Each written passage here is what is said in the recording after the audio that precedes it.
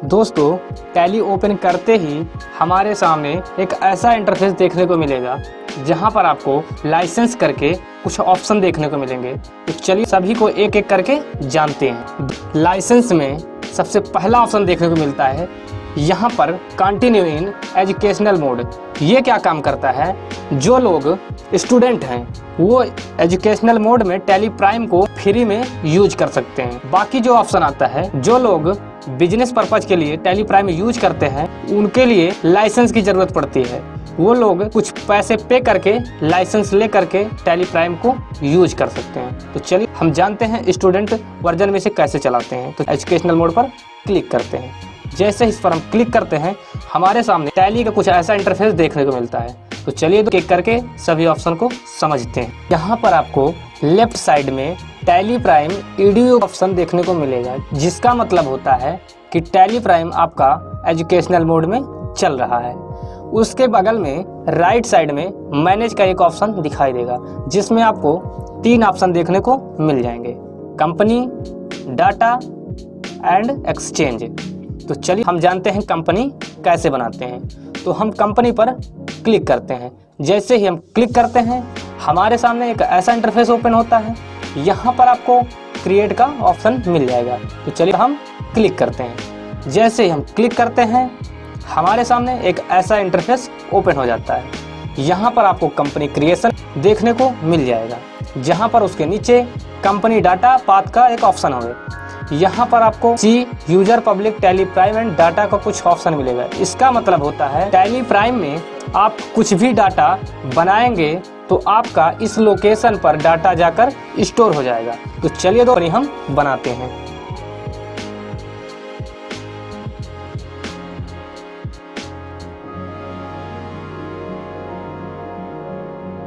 इसके बाद next option आता है मेलिंग नेम। ये क्या होता है, जब हम कंपनी का कोई नाम देते हैं तो ऑटोमेटिक मेलिंग नाम ले लेता है। नेक्स्ट ऑप्शन पर क्लिक करते हैं। तो चलिए का एड्रेस डाल देते हैं।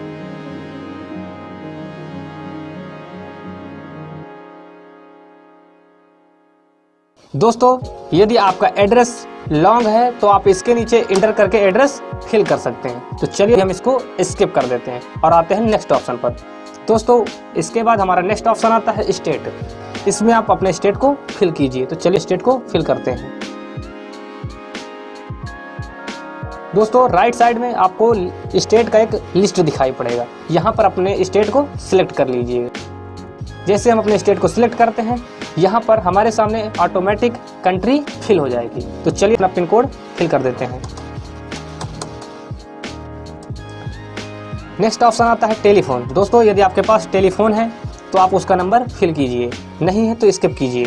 नेक्स्ट आते हैं दोस्तों, इसमें आप अपना मोबाइल नंबर फिल कर देते हैं। अपना मोबाइल नंबर फिल कर देते हैं।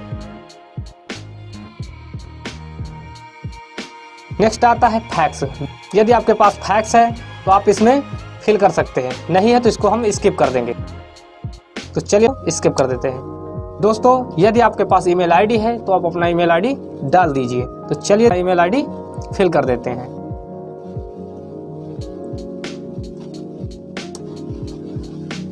नेक्स्ट आता है वेबसाइट। दोस्तों यदि आपके पास वेबसाइट है तो आप इसमें वेबसाइट फिल कर सकते हैं, अन्यथा छोड़ सकते हैं। तो चलिए दोस्तों हम इसको स्किप करते हैं।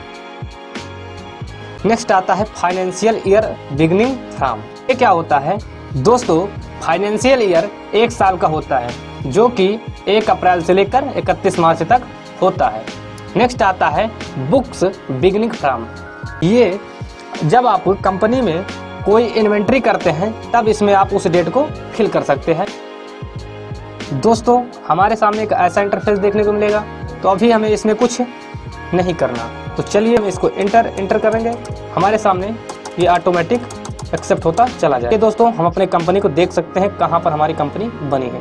तो यहाँ पर वेबटर्न करके हमारी कंपनी बन चुकी है। यहाँ पर हम अपने कंपनी को अब बनाना जान चुके हैं। अब जानते हैं कंपनी को कैसे डिलीट करते हैं। तो चलिए दोस्तों हम फिर से वही सी कंपनी पर क्लिक करते हैं। जैसे हम इस पर क्लिक करते हैं यहाँ पर आपको अल्टर का मतलब वो नहीं जो आप सोच रहे हैं दोस्तों, इस अल्टर का मतलब दूसरा है। तो चलिए इस अल्टर पर क्लिक करते हैं। जैसे ही हम इस अल्टर पर क्लिक करते हैं हमारे सामने यहाँ पर वेबटर्न कंपनी ऑटोमेटिक सिलेक्टेड दिखाई पड़ेगी। यहाँ पर दोस्तों उसका नंबर देखने को मिल जाएगा, जो कि अभी इसके पहले हमने बताया था कि आपकी जो कंपनी का डाटा होता है वो कहाँ पे जाकर स्टोर होता है, तो उसको भी हम जान लेते हैं। तो चुके हैं और यहाँ पे जाते हैं डिस्क सी में। यहाँ पर हम यूजर पर क्लिक करते हैं। जैसे हम इस पर क्लिक करते हैं, यहाँ पर आपको पब्लिक का एक ऑप्शन मिलेगा। यहाँ पर नेक्स्ट ऑप्शन आता है टैली प्राइम का, इसके बाद आता है डाटा। यहाँ पर आप क्लिक करते हैं, यहाँ पर आपको जितने भी आपके कंपनी का डाटा होगा यहाँ पर आपको उसका नंबर दिखाई देगा। तो दोस्तों यहाँ पर ध्यान से देखिए 1003 करके उसका नंबर दिखाई दे रहा है, जो कि यहाँ पर अभी हमने दिखाया था। ये जो कि वेबटर्न का एक डाटा नंबर दिखा रहा है। तो चलिए दोस्तों अभी हम कंपनी डिलीट करना जानते हैं। जैसे हमारे सामने कंपनी ओपन हो जाती है, यहाँ पर आप आल्ट के साथ डी बटन प्रेस करके कंपनी को डिलीट कर सकते हैं। तो कंपनी को हम डिलीट करते हैं। जैसे ही हम आल्ट के साथ डी बटन प्रेस करेंगे, हमारे सामने डिलीट बटन का एक ऐसा पॉपअप ओपन हो जाएगा, जहां पर आपको एस और नो का ऑप्शन मिलेगा। तो यहाँ पर आप वाई करके एस कर सकते हैं या एस बटन पर क्लिक करके भी एस कर सकते हैं। जैसे हम एस पर क्लिक करते हैं, हमारे सामने फिर से पूछेगा आर यू श्योर, क्या आप अपने कंपनी को डिलीट करना चाहते हैं? जी हाँ, मैं अपने कंपनी को डिलीट करना चाहता हूँ। तो हम ऐसे ही हम एस करते हैं, हमारी कंपनी ऑटोमेटिक डिलीट हो जाती है।